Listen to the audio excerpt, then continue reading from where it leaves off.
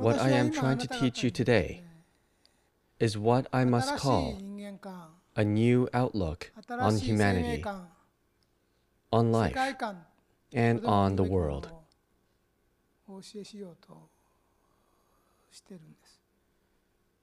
Since ancient times, it has been said that there is a large tree in the universe that is called the cosmic tree.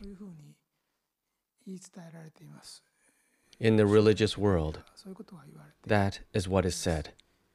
One tree, one enormous tree, that is the tree of life and all existence. It is said is in the universe, but no one has ever seen it with their own eyes. You all believe that you are living your life as an individual human. But actually, this self-recognition is incorrect.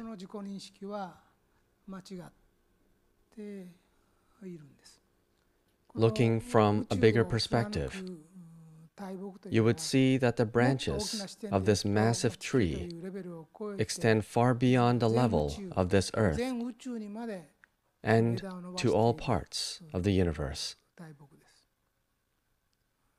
If you look at it from the point of view of the earth, it appears to be one big tree growing like a pillar within the terrestrial spirit group.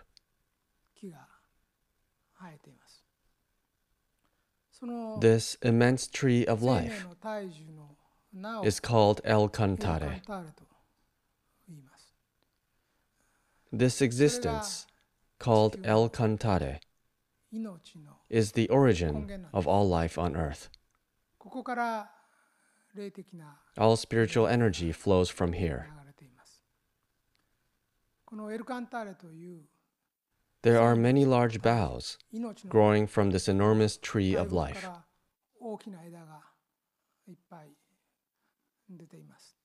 These large boughs are actually the different ethnic groups. The various ethnicities from the different countries are equivalent to these boughs. Then what is the factor that determines an ethnic group? It is actually religion.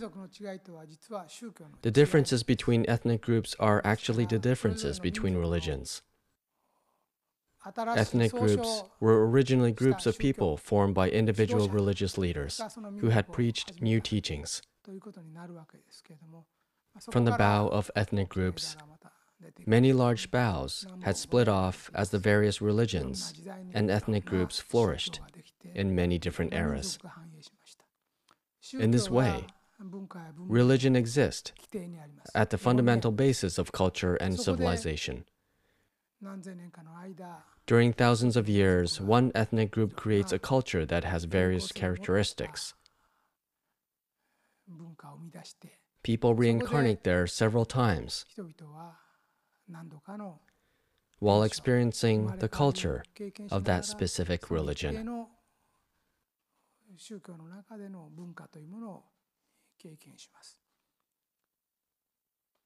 If you look towards the tip of this large, thick bough of an ethnic group, you can see it dividing again and again into smaller branches. There are cases where each small branch is grouped as one country. There are also cases in which a small branch goes beyond a country and stretches to various regions, such as certain regions in Asia or Europe. Another case would be that these small individual branches are spread throughout the world. The thick branch is segmented and extends to separate countries, regions, or to various groups of people who share a certain way of thinking. The branches of the cosmic tree divide one after another. The large boughs split up into many medium-sized branches, which divide into even smaller branches. At the tips of these small branches, there are an innumerable number of even thinner branches, which seem abundant with leaves. If you look at it even closer, at the tip of one of the smallest branches, there are about 6 leaves attached to it.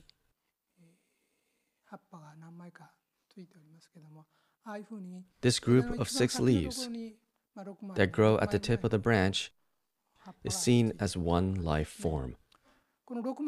And these groups are called soul siblings.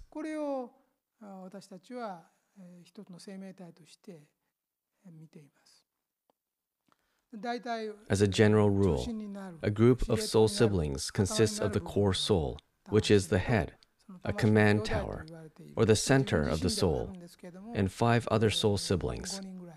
This group of 6 souls together comprises one life form. Every human soul has the energy of about 6 people. The energy of about 1/6 of the soul takes on a human body and is born to the surface. Then after a few decades of spiritual training, they return to the other world with a new personality. Everyone who is alive now will gain new experiences in this era of the 20th and 21st century, study new materials, and return to the other world with new nourishments of life. This new memory will be shared by your soul siblings. This view of life is the true view of life. Your physical body, existing right here, right now, is not your true self. Your true self is much like a traveler that happens to be visiting this finite sphere called Earth, which is only a small existence in the vast universe. As a traveler, you will stay here for a few decades, but you will return to the other world after you visit. The purpose of coming to this world is to learn new lessons and obtain new knowledge. Once you know this true perspective of life and of the world, how you view things will be completely reversed. So from your point of view, you may think this is my real self. This individual that exists now is my real and only self, and everyone else is a separate person from me. You may have never heard from or seen the other world. You may have never heard about people coming back from the other world. You may not know where you came from or where you will go after this life. This attitude is normal of this world, and we are seldom taught of any other view of life, even in our education system. Only true religions can teach you the real view of life and of the world. As you can see, we are all connected. In the universe, there is a huge tree of life, and we are all a part of this tree. We were given life and born into this world to learn new life lessons. The massive cosmic tree divides over and over again, and the various individuals exist at the very tips of these branches. Accordingly, your soul exists at one of these tips. Now, if you follow your tip of the branch up, you will see that there are several small branches, much like yours, growing from the same big branch. These small branches are called your soulmates, and they are souls that were created around the same time as you. These souls are all related to you. When you look at your previous lives, people you are having complications or conflicts with now are actually people that you have been in many different human relationships throughout various reincarnations. For example, even if you are husband and wife now, you may have been parent and child in a previous life. Or perhaps you are father and daughter now, but in a previous life, you were actually husband and wife. Sometimes an older brother that you dearly love was actually your father in a previous life, or an uncle that is close to you and always gives you advice was actually your father in a past life.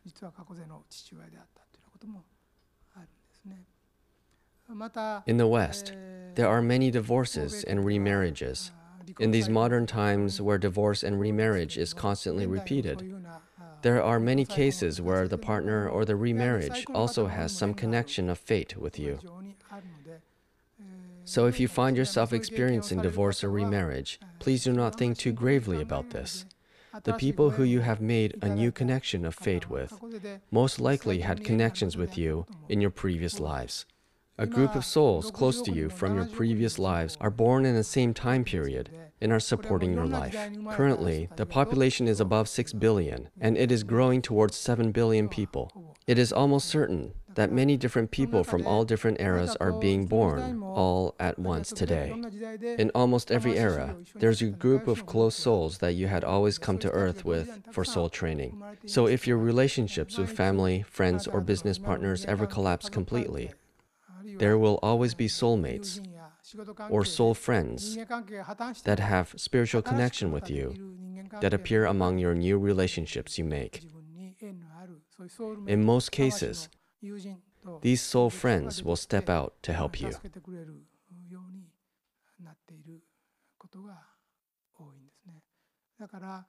A lifespan already lasts as long as 80 to 90 years these days, so I am sure that there is a wide variety of things that can happen in life. So please do not think of fate as something fixed or immovable. Please know that there are always friends of your soul or soulmates who are supporting your life. I believe you'll meet someone in your lifetime that especially captivates your heart. This does not happen just between men and women, but also happens between women and between men.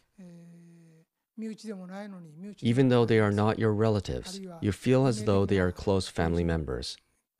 You may gain a lifelong friendship with someone who feels like a distant friend. Maybe there was a person who had guided you to the teachings of the truth, and who you became Dharma friends that spent decades together with. There are these types of connections, and soulmates actually do exist. There may be people struggling to rebuild their lives or people who are amidst a huge swirl of guilt. Yet, please know that life is not that simple. Being born in various time periods, you play different roles as you reincarnate over and over again. Constantly switching roles in relationships, people are always going through life training. It is possible that the person who is your mother now was actually your child at some point. It is also possible that the people who you are rivaling were actually your siblings in your previous life. So when we want to figure out the meaning of life, we must think about it to a much deeper level. Now that you are aware of this truth, when you meditate, I would like you to think of a person that has made a strong impression in your life and think about whether that person has a special connection to your soul through fate. I think that there is a group of about 20 to 30 people close to you. These people all have a spiritual connection. This group of people is actually deciding and will most likely determine the happiness and unhappiness of your life. In almost all cases, you have met these people because you were meant to meet in this life. In your life training, there are people who you are absolutely required to meet. It is arranged so that you will, without fail, meet these people at least once in your lifetime. There are some that will treat you with the warmest kindness, but there are also some that will teach you with a strictness or provide you with a trial in life. Nonetheless, they are the ones whom you absolutely must meet. This is, in a sense, a workbook of life. You must meet certain people as a part of a workbook and solve the issues you had with them in your past life. It is an assignment that you have carried over from your previous lives, and you must solve them in this lifetime. For example, in a past life, you may have had a great relationship as a parent and child, brother and sister, or husband and wife. Yet through the course of life, something happened between the two, and you became to hate each other. In these cases, you must meet again in this lifetime in a different relationship and test how you will treat the other. In most cases of love-hate problems that arise in relationships, especially when the relationships are with people who have a deep influence on your life, they are problems carried over from a past life. This problem from the workbook of life is a problem you must solve, and it is a part of God's plan for you. Please do not think you are facing suffering because you just happen to have bad luck. It is better to think that that is a problem from the workbook of life that you have been given. Without knowing this true perspective of life, it is very likely that you will live on thinking that you are individuals that are completely isolated from each other. They may waver between joy and sorrow, and their hearts may sway back and forth between a heavenly and hellish state of mind. There is a single great tree in the universe, and all souls are actually connected to each other. You may compete to win or lose in this competitive society. But remember that your opponents are not your absolute enemies or rivals. They are people who you have met many times through numerous reincarnations. I would like you to know that we are all spiritually connected by this single great tree. This is why I am teaching to love. Please love one another. You must love each other. I am saying this because you are not strangers to each other. Every single person is connected. Everybody's life energy is connected to the same root of life. There are many people that you have met in the various eras and regions. There should be many life dramas taking place within all of this. In this context, I would like you to know that you have a deep connection with the people you meet. That is why I tell you to love each other. The people who are close to you are all connected to the same branch of the tree of life. It is a sin to hate or loathe each other. It is a sin. This is because you would be loathing, damaging, and trying to cut off another branch that is connected to the same bough of life as you.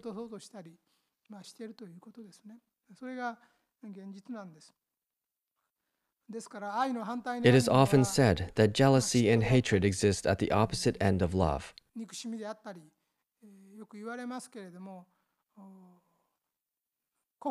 But I would like you to overcome this. Because you think you are completely separate from others, you compete and grow jealous of them. But they are actually fellow soulmates. In many cases, the person that you despise and feel hatred for has an extremely deep spiritual connection to you. And that person is someone you have met many, many times in your previous lives. This is why I tell you, stop hurting each other. Stop speaking badly of each other. Do not be jealous of others, but bless them instead, and you will be able to develop your own soul too. Today, so much hatred and conflicts are born because of the differences in race or religion. But that is only because they do not understand this truth. If we understand that we are actually all branches from the same tree trunk, then war and hatred will have to vanish from this earth. The purpose of the movement of Happy Science is to teach this to everybody. In this regard, Happy Science is trying to unite the world. We are trying to bring peace and abundance to this world in the truest sense. As a religious leader, in order to open the doors for everybody's happiness in the future, I am looking out from the era now forward into the 22nd, 23rd, 25th, 30th, 40th, 50th century, and much beyond. Thinking about an era very far ahead, I feel that a solid foundation of the superiority of faith is necessary. Even if we are successful in this world, we only live for a few decades and rarely more than 100 years. If that success goes against the great laws of the universe, and it is undesirable for the success of a branch from the tree of life, then it will become a broken branch or withered leaves before long. Success that goes against the cosmic laws of life will dissolve to bitter emptiness. The law of compensation says that if you want to gain something, you need to abandon something. It also says that there is nothing to gain without perseverance and devotion, and that the compensation of what you pay for is equivalent to the value of what you will gain. This law of compensation works in the matters of this world too. This world uses it as a principle of choice. It is also used as a principle of economy or success. However, the most important thing is, after all, what you pay in compensation for the sake of your faith. The greatest thing in the law of compensation is actually right here. How much can you cast away the things of this world and follow the truth? That is what Buddha and Christ both preached as well. We are saying, cast away the things of this world. That is a law of compensation. Those who are not attached to worldly things and live their lives with a spiritual attitude, a divine attitude, who look at things from the viewpoint of the next world, from the viewpoint of God and the Buddha, those people will be able to sit close to God and the Buddha.